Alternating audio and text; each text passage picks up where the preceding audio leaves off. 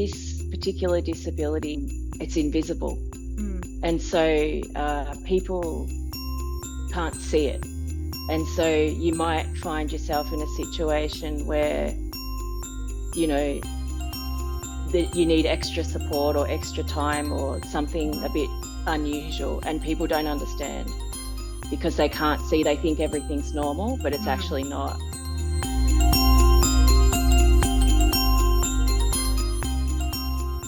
Welcome to Access All Areas Candid Conversations. Today I'm having a chat to Jo, and we are having a chat about disability, what's working, what's not working, and I guess, building a little bit of awareness. So I will throw over to Jo and she can introduce herself and we'll go from there.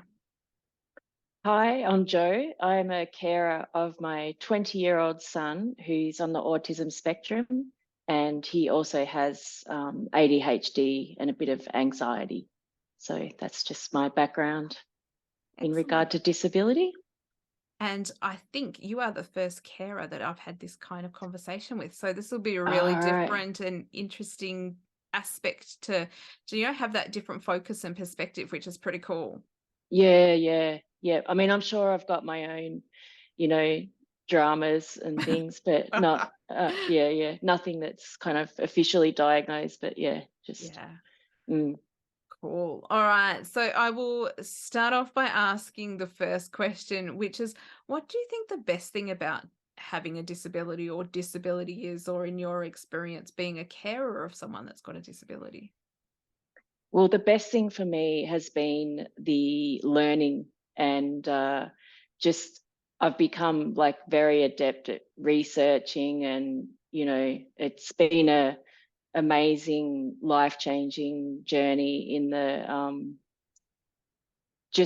I had to kind of do an about face, and I realized that not everyone's going to help you, and you have to just go and get as much information as possible. And I've learnt so much, and I wrote a little ebook, and it's just been a incredible journey in that regard. Just so much to learn. Yeah, that's awesome. And sometimes it is about that research and that that self-knowledge building, and sometimes other people can tell you all of their different experiences and aspects, and you get the medical people telling you one thing and the people that have experienced telling you something else, and everyone's story is slightly different. And I think it's good to have that collective of information. Yeah, absolutely. And just you end up, I think, just going off the mainstream and learning some really amazing alternative stuff that you never would have thought about. So we've found some incredible things. Yeah. And it's awesome. Like, you get to, try other people's ideas and say, oh yes, this works for us, or no, that didn't work for us, and sort of, take what you need out of it. Exactly. Yeah. It's cool. And so on the flip side of that, I guess my next question is, what do you think the worst thing is? So what's the worst thing about disability or being a carer, do you think? Well, for this particular disability, it's invisible. And so people can't see it. And so you might find yourself in a situation where, that you need extra support or extra time or something a bit unusual, and people don't understand because they can't see. They think everything's normal, but it's actually not. So that can be really challenging. And as opposed to some of the other disabilities where it's very obvious. It's very interesting. One of my other recent guests had exactly the same experience, in the sense that hidden disability, or what they call dynamic disability. So sometimes it was evident, sometimes it wasn't. And I guess it's that case of other people are sort of, they want to put you in a box that they understand, and when people don't quite fit the box that they understand, it becomes very difficult. It can do. Definitely. And I definitely think that hidden disability thing is something that, I think as society, as an overall thing, is starting to really get more aware and understanding of disability, in the sense of, people in a wheelchair or people with a guide dog, like, those things that are very obvious physical disabilities. But I think Yeah. the hidden disabilities are still like a huge space where people just, have such a big opportunity to learn more awareness. Yeah, like you say, it has gotten a lot better with people have much more understanding of mental health and neurodiversity. It's in the last sort of 5 to 10 years especially. So yeah. And, I think that's probably one of the things that we can thank COVID for. Like, there's lots of Yeah. stuff that we say, oh my gosh, COVID was terrible. But I think, Yeah. we've all become much more aware of, all of those things that COVID kind of highlighted, and, as all having to change the way that we did things was suddenly a highlight on the fact that, okay, well, people need to have different supports to do things differently when that change occurs. Absolutely. Yeah. Yeah, no, that was there's definitely some silver linings in there. There was a lot of tricky ones, but yeah, that was a good one. Yeah. Absolutely.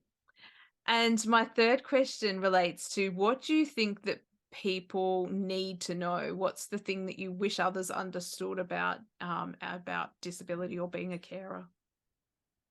Yeah, so before before my son came along, I was someone who had absolutely no idea, and disability was not on my radar at all. And so I was kind of thrown in the deep end. But what I was realized is that having a disability is time consuming and it takes up a lot of resources.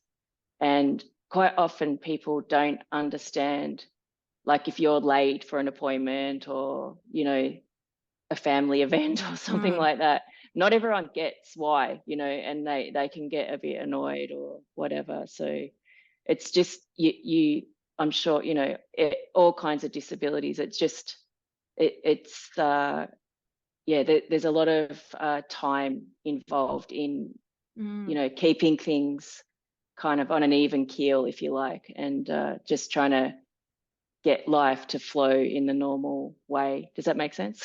Absolutely. It's sort Yeah, of, yeah, I always think of that analogy of sort of like the duck on the water, yeah.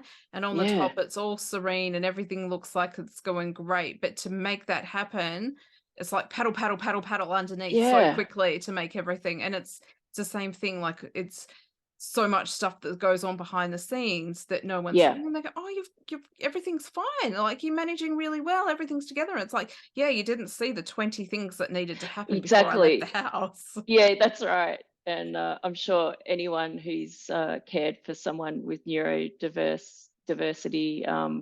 there's all the sensory issues and all these little tiny things that Mm, can just add up. And it costs money, it takes time. It's a whole different world. So yeah, yeah, absolutely. Yeah, mm, cool. So thank you so much for sharing your story. It's really great, as I said, to get that different perspective from a carer. And sure.